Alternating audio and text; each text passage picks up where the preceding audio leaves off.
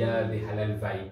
Tikunena kuti macheza adini. Cholinga chathu ndicho tizikumbusana za dini because ngakhale patiko pano tikukhala cholinga chathu tonse tikufuna janna.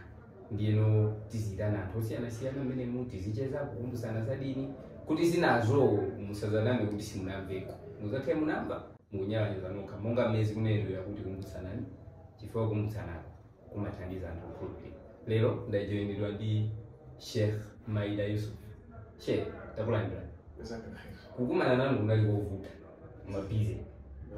Koma alhamdulillah kuti napapano mwabwera mu program. So kuti pachamulizikidwa enukweni. Kwenukweni kuli bwanji? Alhamdulillah. Mvula yamba kweni? Sinati. Basi nangisana kama mate kumpoto mvula imamba mwachangu emakupa. Koma no Sheikh, how is it kukhala kuti munthu ndi Sheikh mu area imene asiyamo ndochepa? Because what we know uku mwina munzuzu munobola koma kumapita enukweni kumapita uku tunaona lugula asiyamo chepa. Alhamdulillah. Mwina nisanafike kwa byaka fusolano de pakuti mwana tumacheza dini ndio mwana ndio tufunikira kwa biti kana ndi dua ina kuti pitiliza ni macheza inshallah. Na ipo jamani dua tien basi timenye dua inshallah. بسم الله الرحمن الرحيم اللهم ارحمنا ما راشد امرنا واذنا من شرور انفسنا ومن سيئات اعمالنا رب اشرح لي صدري ويسر لي امري واحلل عقدة من لساني يفقهوا قولي برحمتك يا ارحم الراحمين. Thank you so much. So ndeni mati how is it ukhala kuti mtsogoleri wa dini malo amene kulasiyamo chepa? Chiyambirira kani kusana ndi dini kupatula enukweni komano ngati mpoto anthu amaona be ngati malo amene dini ndiovuta asilamu ndiochepa komano sisi lichoncho chomwe anthu akuganizira. Kumpoto asilamu tilipo mashallah tikakamba za enukweni simungakhulupirire kuti enukweni ndi asilamu ochuluka mwina enukweni masjid yokha enukweni mahausehold ozungulira zapeza kuti 150 plus. Kutanda zoti kumadzaza.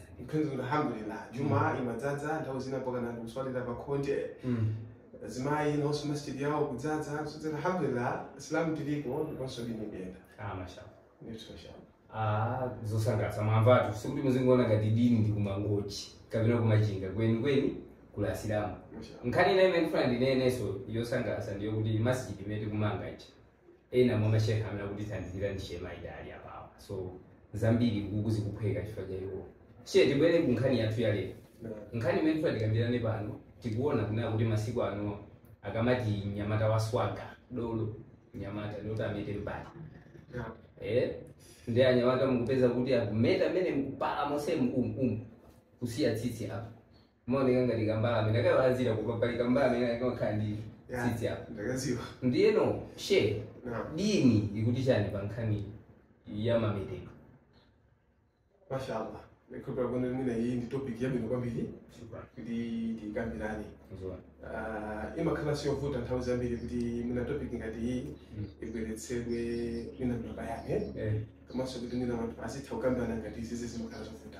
So kubweretsa mutu umene ndikuona ngati chitithandizirabe kuti asilamu ena amene mina samafika masjidi kuona mata kupezekamo ma programs ena ma social media mapezeka nyamata tani kuti mina athe kulandira kutenga ngati mwenewo inshallah.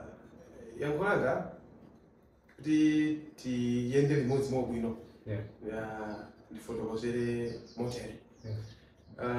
Nthawi ija imene Allah subhanahu wa ta'ala atalenga dziko malaika ndakauza ngera telefoni nditenge munthu nkhani imeneyi tikitsata bwino mashallah. Chokera kumene kuti timpese bwino kuti kodi machitidwe enawa amachokera pati akubwera bwanji tisanachoke kuti sharia ikuti bwanji kuti ngati na sharia ikulesa kapena ikuvomereza koma tisakuziwa kumene nkhani yachokera.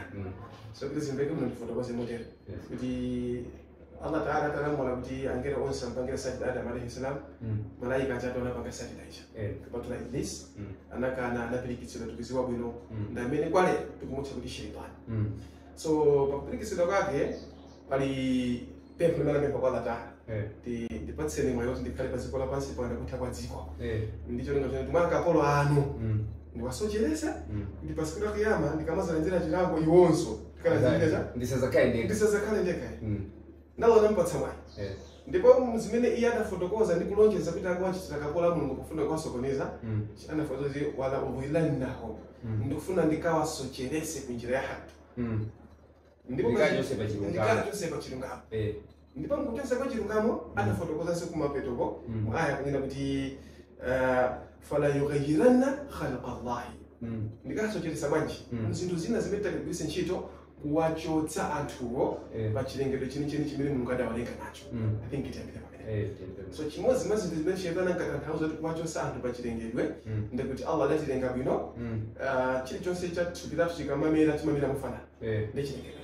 tsitsi likamakula limakula mofanana chimenecho ndi chilengedwecho ndikawasokoneza anthu kuti azikasintha chilengedwe kuti Allah walilenga tsitsi lizikula mofanana ifenso pano tikubwera namalichosa mbali kusiya pakati zasemberanija ndi chilengedwe zimene shetani ankafuna kusono akhale ndi asocherese kuti akapeze anthu ina mwanjira nditi ndi imeneyo so ndikhulupira kuyenda kuti titengana bwino kuchokera pamenepo ulendo umene kumsono ngati pali sharia kani khuza ndi kumeta mbali imati bwanji ndi apa tipiteni ku sharia kuti no sharia kuti bwanji sharia pangani khuza ndi mametedwe hadith ya ibn Umar radiyallahu anhu فتوى ابن عمر ينبتي نهى رسول الله صلى الله عليه وسلم عن القزع straight forward بتي نهى رسول الله صلى الله عليه وسلم عن القزع نتوميك صلى الله عليه وسلم adaletsa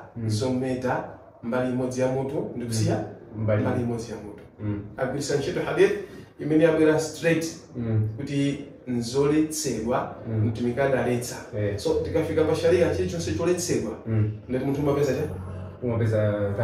zambi kali konse kololedwa umapeza cha sawabu ndapa kuti ndaha zinaletsedwa hadithi inaso Mtume sallallahu alayhi ibn Umar yemweyo adafotokoza kunena kuti ra'a nabii sallallahu alayhi wasallam sabiyan msalama adamuona mnyamata faqad huliqa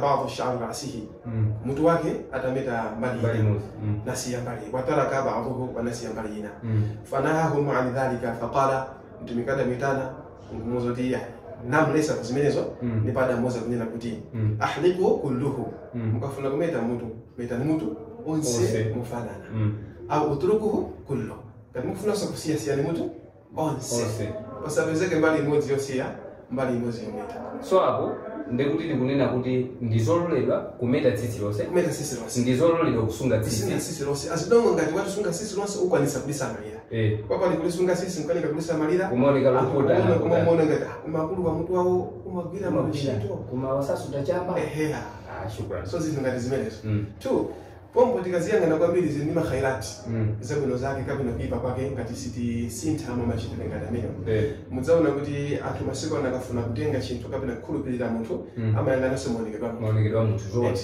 munthu atha kuda mizira mlandu dakulowa aba mmene mukuonekeramo mmene mukuonekeramo angadzakhala kayiganiza kawiri katatu kuti uyu angabe uyu angabe uyu so ndepali kametedwe kuti ndiwo munthu wokhulupirika wabwino umona machitidwe wokha atsisi ndi munthu anthu uyutu waba anthu kuona mametedwe ali awa mano mametedwe awawa akuluwa azimenezi so ndi zinthu betafotokozera kumwambira kuyenda kuti ndi lonjezo la shaitani kufuna kusokoneza chilengedwe chimene Allah watipasira chokongolacho kuti ife tike mu chilengedwe china ndi kusayanika pa chinthu chimene Allah watipatsira ngati Allah watilenga mu system ngati imeneyo tife maonekedwe athu ndi achoncho sisi lathu limene alikhale choncho ndife tikubwera kuyenda kuti ambuye zanu zotu munayiwala bwanji simkanapanga chonchi kapena kupanga chonchi chisazo chomveka bwino tinawo anthu amene mulungu adawalenga manda apanga kukhala adatsi choncho zimapezeka kuti mbali imodzi tsitsi palibe mbali ina ija kono mukakafunsa amatha kusira ndiso nkamikhala ndi sisi so ife tamuona wadadzi amene chilengedwe chake ndicho nchija ndeti kufuna ifenso mwina tipange machitidwe ngati ati amenewo chabwino tichoke mbali imeneyo Allah sadalenga anthu ena angwiro ngati mti ndi enanso ndi olumala amene mwina mwendo umodzi ndi ofupi ndi waudali mwina mwendo alibe umodzi ndi amene amuvutikira tinganene kuti ife titsatire basi tikadule mwendo wina kuti tizifanana nawo sitingapange ndekuti tina kuti mitu yathu ndiyosagwira ndiyosagwira ndi chimodzimodzi ngati wapatipatsa kuthekera kuti maonekedwe athu ndabwino sisi lathu ndofanana ife Allah mwa anthu adasasana tiyikemo ife tisakachiyikemo zoona ndakuti tikudzipatsa chinthu chimene Allah sanatipatsa khala ngati mwina Allahyo ada tikumva kuperewera kapena kuti kutsutsana naye pachimene yana chimene chikhale motero so nzofunika kuti timvesese ndithu komanso tisinthike pa zinthu zimenezi kuti Allah tabaraka wa taala azitipatsira madalitso ake komanso kuti tikapeze janna inshallah. Chedwa kumaliza kuti tisinthike pa izi tandoza kunena kuti zinthu zinzolakwika tisatsutsane ndi Allah tatiyeni kaya tizimeta mbali komabe video iyi tayiona tikamva kunena kuti kumeta mbaliko ndikolakwika. Allah atipatse kuthekera kuti lithe kusintha pachifukwa chake chifukwa tikunena kuti chomwe tikufuna ife ndi janna. So janna ayo sitikayipeza ngati tili amakani koma janna tikayipeza ngati tili osinthika mu zochita inshallah. Kufikizana nthawi ina imene tilibweretse topic ina khalani pompo kutsatira the Islamic vibe komano funso lofunikira kuti topic ina imene mufuna tikambirane ndi topic yanji. Wassalamu alaikum warahmatullahi wabarakatuh.